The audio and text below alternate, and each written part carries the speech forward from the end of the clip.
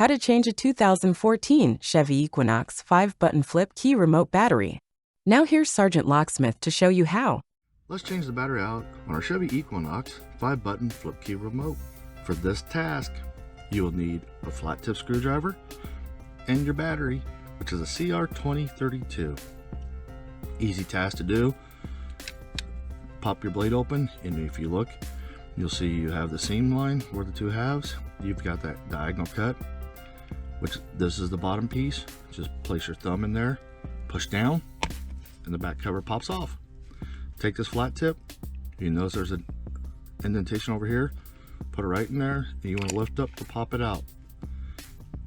These right here provide the spring tension. Here's your CR2032 battery.